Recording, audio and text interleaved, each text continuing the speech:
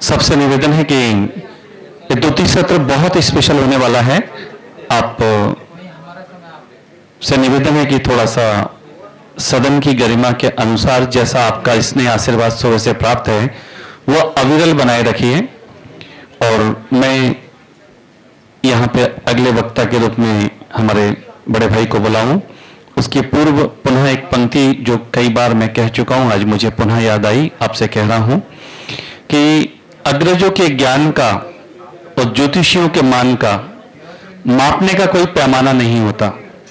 इसलिए कहा है कि परखना मत, परखने से कोई अपना नहीं होता, कि परखना मत, परखने से कोई अपना नहीं होता।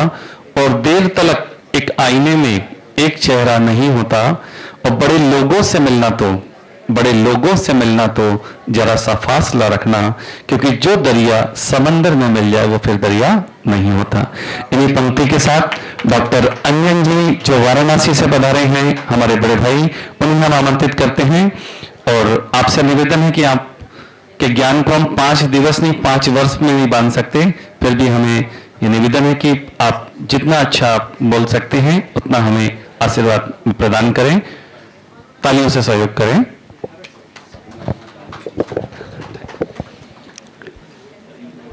आज एक ऐसा दिन है, इस मंच से बोलने का जो सौभाग्य है वो सौभाग्य दीदी ने दिया, क्योंकि एक ऐसा मंच जिसने पिछले 40 सालों से 40 सेमिनारों से लोगों को इसमें जोड़ना, एक ऐसा ग्रुप बनाना जहाँ पे इतने बड़े बड़े विद्वान जुड़े हैं, उसका एक छोटा सा हिस्सा बनने का मेरा सौभाग्य है।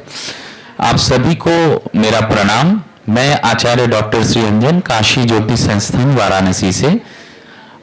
मेरा विषय है आयुर्वेद के साथ ज्योतिष का संबंध। मैं इसके ऊपर पिछले 10 साल से काम कर रहा हूं। मेरा लक्ष्य है कि जो आयुर्वेद के बच्चे ज्योतिष सीख के निकल रहे हैं, इनको आयुर्वेद सीख के निकल रहे हैं, इनको ज्योतिष का ज्ञान होना चाहिए, क्योंकि बिना ज्योतिष के ज्ञान के आयुर्वेद अधूरा है।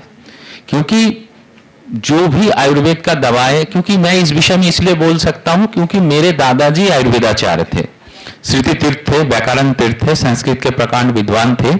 और जीवन में पहले 17 से 18 साल दादाजी के साथ खलबट्टा में दवा बनाते हुए मेरा जीवन बीता है। हालांकि मैं बाद में ज्योतिष में आ गया, लेकिन आयुर्वेद के दवाओं के मेरे ज्ञान है कुछ। और दादाजी को देखते थे कि किसी निर्दिष्ट दिन में किसी जड़ी बूटी को निकालते थे और उसी को किसी निर्दिष्ट दिन में बनाते थे और हमको बताते थे कि ये दवा अगर इस दिन काम में लाया जाए तो बढ़िया काम करता है, और उसका प्रभाव मैंने देखा। तो अगर आज के जो आयुर्वेद के बच्चे जो बीएमएस करके निकल रहे हैं, वो अगर ये इसका एक छोटा सा पेपर हमारे देश के जो आयुष विभाग है, जो आयुर्वेद का कोर्स करवाते हैं, नीट से जो लोग पास होके निकलते हैं, आयुर्वेद सीख रहे हैं, बड़े बड़े आयुर्वेद के बड़े बड़े प्रतिष्ठान है हमारे देश में, वहां के बच्चे अगर इसको थोड़ा, तो उसके लिए एक बहुत बड़ा प्रभाव है।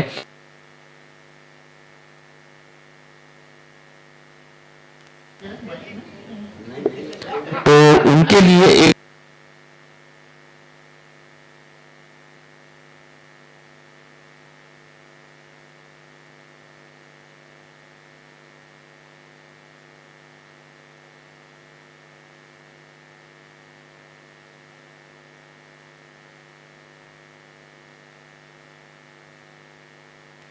तो जा रहे हैं, छोड़ के hello.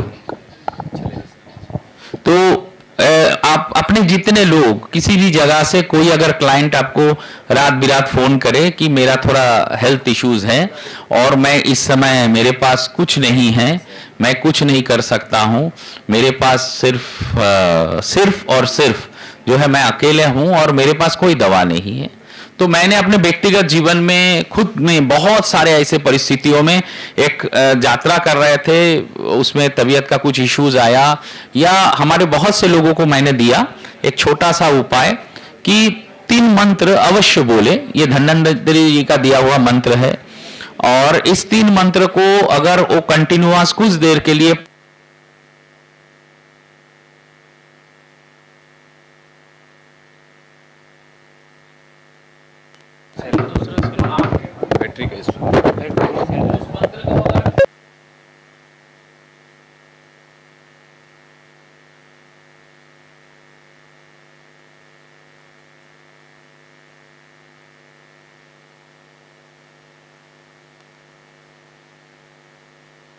Hello hello hello check, hello hello hello check, जय श्री राधे।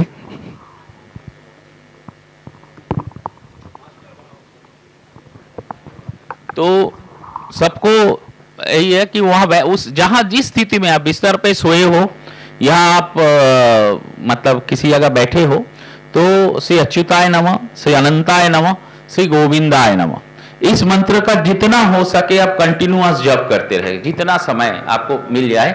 मैं आपको देखिए, मैं तो कोई भगवान नहीं हूं कि आपको गारंटी दे दूं, कि बहुत से लोग गारंटी देते हैं, लेकिन अपना अनुभव बता रहा हूं, खुद के ऊपर भी करके देखा हूं और लोगों को भी, बहुत से लोगों ने को बताया, उसने अगले दिन या 2 घंटा बाद फोन करके बताया कि पंडित जी बहुत अच्छा, गुरु जी बहुत अच्छा हमको हुआ, हमको इतना कष्ट हो रहा था।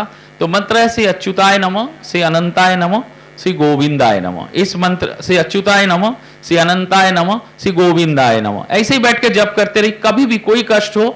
और मैं लगभग बहुत से ज्योतिषों के साथ जुड़ा हूं, अगर कभी किसी को ऐसा मौका हो, अगर ऐसा स्थिति बन जाए, अगर उसमें उनको रिलीफ मिले, तो कोई दिक्कत नहीं, हमको एक बार फीडबैक दीजिएगा कि हाँ अंजन जी आपने बोला था, उसको मैंने यूज किया, हमको रिजल्ट दिखा, क्योंकि मैंने खुद इसका प्रयोग करके देखा है, बहुत अच्छा।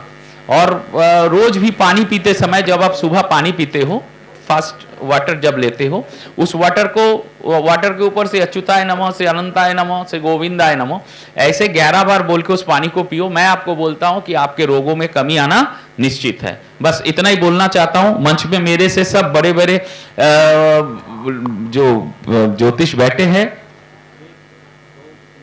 अच्छा, भैया का रिक्वेस्ट है, हमारा काशी ज्योतिष संस्थान और बनारस हिंदू यूनिवर्सिटी, आप लोग सब जानते हैं बनारस हिंदू यूनिवर्सिटी का नाम, बनारस हिंदू यूनिवर्सिटी और हमारे काशी ज्योतिष संस्थान दोनों मिलके हर साल एक सेमिनार करते हैं बनारस हिंदू यूनिवर्सिटी के इंस्टीट्यूट ऑफ मेडिकल साइंस के ऑडिटोरियम में। इस ऑडिटोरियम में 1, 2, 3 सितंबर का प्रोग्राम है। 1, 2 2 दिन सेमिनार है।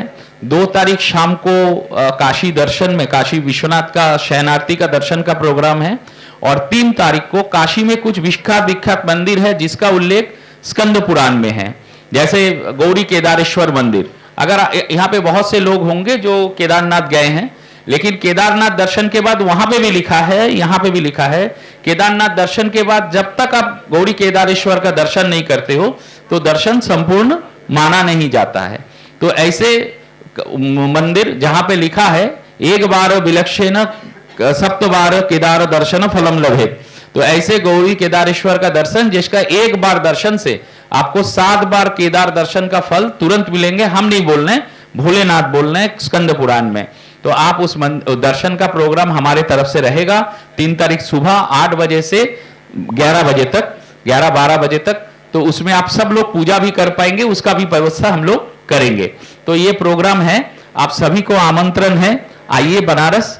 और बनारस का जो फूड है सब आप ग्रुप में देखते ही होंगे, उस फूड का भी मजा लीजिए। बनारस हिंदू यूनिवर्सिटी जैसे इतने बड़े यूनिवर्सिटी का मंच में खुद को उपस्थित होके उसका भी अपना गरिमा बढ़ाइए प्रोग्राम का। सबको स्वागत है, सबको प्रणाम। बोलो पार्वती पतये हर हर महादेव। मयंक